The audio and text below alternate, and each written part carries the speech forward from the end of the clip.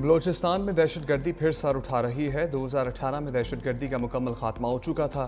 وزیر اعظم شہباز شریف کا بلوچستان ورکشاپ سے خطاب، کہا صوبے کی جغرافیائی ساخت ترقی کے سفر میں چیلنج بن گئی۔ افسوس بلوچستان کی دولت آج بھی زمین میں دفن ہے۔ بلوچستان کی ترقی پاکستان کی خوشحالی سے جڑی ہے۔ بلوچ رہنماؤں نے رضاکارانہ طور پر پاکستان سے الحاق کیا۔ گزشتہ دہائیوں میں بلوچستان کو نظر انداز کرنا خود احتسابی کا لمحہ ہے۔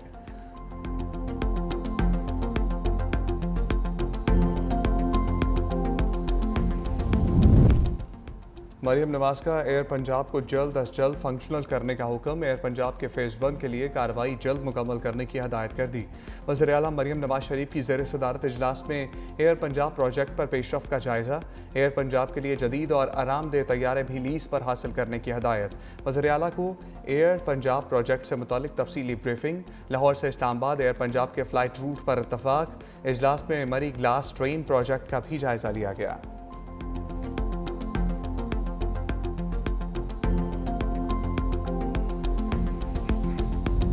پاک افغان مذاکرات کا دوسرا دور آج استنبول میں ہوگا۔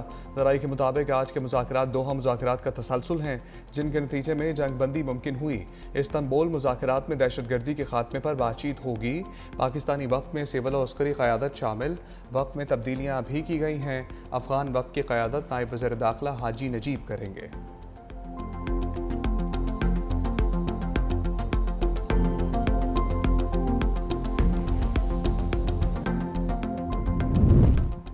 اور خیبر پختونخوا میں ڈینگی کے مزید 35 کیسز رپورٹ۔ محکمہ صحت کے مطابق صوبے میں ڈینگی کے فعال کیسز کی تعداد 276 ہو گئی۔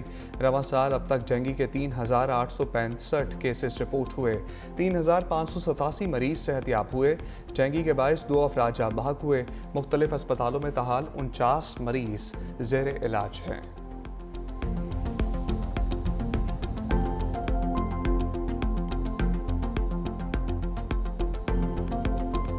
نے صوبے کے سیلاب سے متاثرہ 27 اضلاع کی 72 تحصیلوں کو آفت زدہ قرار دے دیا۔ ترجمان کے مطابق 50 سے زائد متاثرہ موضع جات کو بھی آفت زدہ قرار دیا گیا۔ نوٹیفیکیشن جاری۔ ضلعی انتظامیہ کو بحالی اور امدادی سرگرمیاں تیز کرنے کی ہدایت۔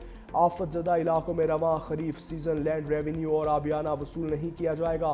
ڈی جی عرفان علی کاٹھیا نے کہا اب تک 1,02,000 سیلاب متاثرین کے بینک اکاؤنٹس کھولے جا چکے۔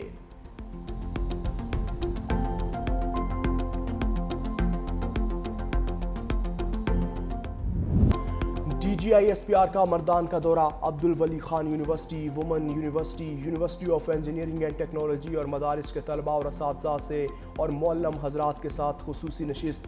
طلباء کی ایک بڑی تعداد نے شرکت کی۔ D G I S P R نے حاضرین کے مختلف موضوعات پہ سوالات کے تفصیلی جوابات دیے۔ طلباء نے کہا کہ ملک کی سلامتی اور استحکام کے حصول کے لیے خیبر پختونخوا کے نوجوان پاک فوج کے شانہ بشانہ کھڑے ہیں۔ آج طویل عرصے بعد ہمیں ملکی اور صوبائی حالات اور افواج پاکستان کے بارے میں ذہنوں میں گردش کرتے سوالوں کا جواب ملا۔ افواج پاکستان کی ملک کو درپیش خطرات کے خاتمے کے لیے بے پناہ قربانیاں ہیں۔ لاہور فضائی آلودگی کی لپیٹ میں۔ آج بھی دنیا کے آلودہ ترین شہروں کی فہرست میں پہلے نمبر پر لاہور کا AQI 360 ریکارڈ۔ ماہرین نے لاہور کی فضا کو انتہائی مضر صحت قرار دیا۔ محکمہ موسمیات کا کہنا ہے نومبر سے وسط دسمبر تک اسموگ کی شدت میں اضافے کا خدشہ ہے۔ اسموگ کے باعث بچے اور بوڑھے افراد زیادہ متاثر ہونے کے خدشات ہیں۔ شہری احتیاطی تدابیر اختیار کریں اور ماسک کا استعمال یقینی بنائیں۔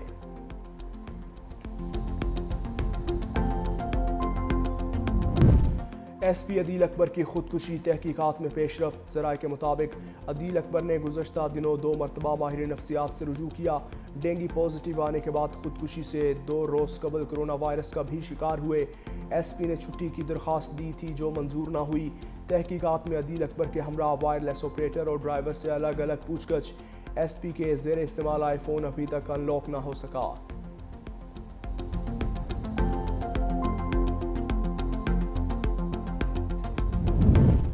قومی کرکٹر سہیب مقصود کی گاڑی مل گئی۔ سی پی او ملتان کے مطابق سہیب مقصود کی گاڑی فراڈ اور دھوکہ دہی سے ہتھیائی گئی تھی۔ گاڑی لاہور سے ریکور کی گئی جس کی مالیت تقریباً 1,40,00,000 روپے ہے۔ سہیب مقصود کا پولیس کی کارروائی اور تفتیش پر مکمل اطمینان کا اظہار۔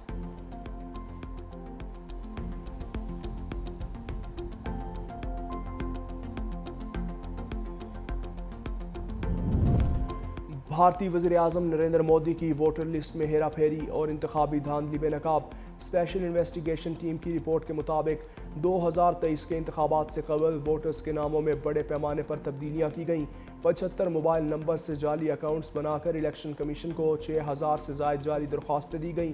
بی جے پی رہنماؤں کے گھروں سے لیپ ٹاپس اور جعلی دستاویزات برآمد ہوئیں۔ راہل گاندھی نے رپورٹ کو ووٹ چوری اسکینڈل کی تصدیق قرار دے دیا۔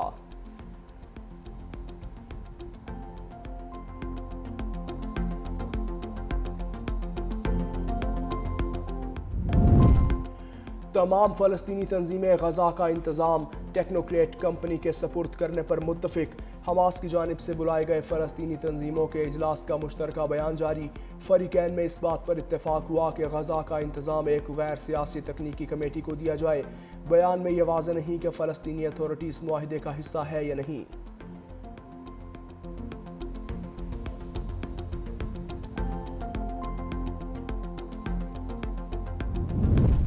حماس کا جنگ بندی معاہدے کی پاسداری کے لیے اسرائیل پر دباؤ ڈالنے کا مطالبہ۔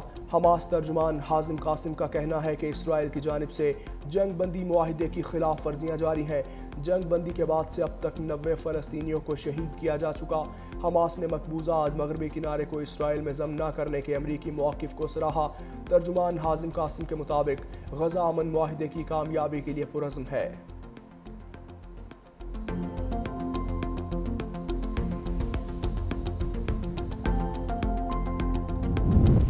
چینی اور امریکی وفود کے ملائیشیا میں تجارتی مذاکرات شروع۔ امریکی صدر ٹرمپ ایشیا کے دورے پر روانہ ہو گئے۔ امریکی صدر ڈونلڈ ٹرمپ ملائیشیا میں آسیان اجلاس میں شرکت کے لیے پہنچیں گے۔ ملائیشیا کے بعد صدر ٹرمپ جاپان اور جنوبی کوریا میں ایپیک اجلاس میں شرکت کریں گے۔ جنوبی کوریا میں ایپیک اجلاس کے موقع پر صدر ٹرمپ چینی صدر سے بھی ملاقات کریں گے۔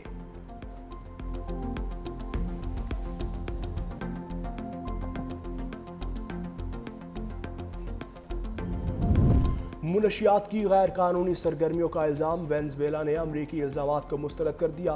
امریکہ کی جانب سے طیارہ بردار بحری جہاز کیریبین بھیجنے کے بیان پر رد عمل دیتے ہوئے وینزویلا کے صدر نکولس مادورو نے کہا کہ امریکہ ایک نئی جنگ چھیڑنا چاہتا ہے، ہم جنگ نہیں ہونے دیں گے۔ امریکہ کی جانب سے کولمبیا کو بھی منشیات سمگلنگ کے الزامات میں پابندیوں کا سامنا۔ کولمبین صدر کا کہنا ہے کہ ایک قدم بھی پیچھے نہیں ہٹوں گا، کبھی گھٹنے نہیں ٹیکوں گا۔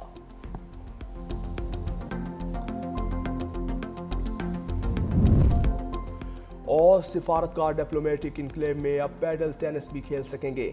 وفاقی وزیر داخلہ محسن نقوی نے ڈپلومیٹک انکلیو میں padel tennis court fitness arena کا افتتاح کر دیا۔ کہا پیڈل ٹینس کورٹ سے ڈپلومیٹک کمیونٹی کو کھیل اور تفریح کے معیاری سہولت میسر آئے گی۔ کھیلوں اور صحت مند سرگرمیوں کو فروغ دینا ہماری ترجیح ہے۔